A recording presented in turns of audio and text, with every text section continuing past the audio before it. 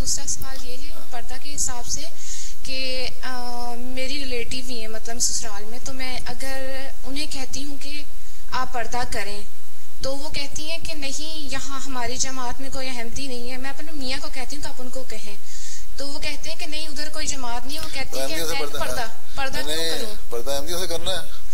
यही मैंने सवाल किया था उनको। उनसे कहें पर्दा कहीं नहीं लिखा हुआ कि अहमदियों से पर्दा करो।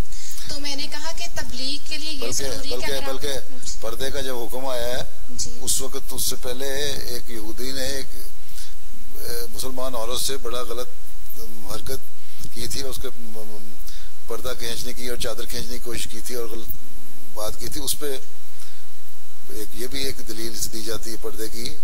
बहुत से अल्लाह ताला ने हुक्म देना ही था पर्दे का, लेकिन एक ये वजह भी बन गई।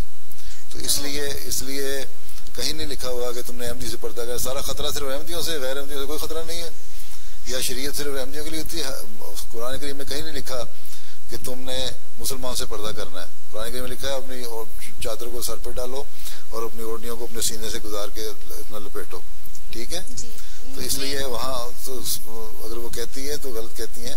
ये शरीयतें जो नई फैला रही हैं अब वाकफात नौ इसलिए हैं कि उनको कहें अपनी बिदात ना पैदा करो और अपनी अपनी शरीयत ना फैलाओ।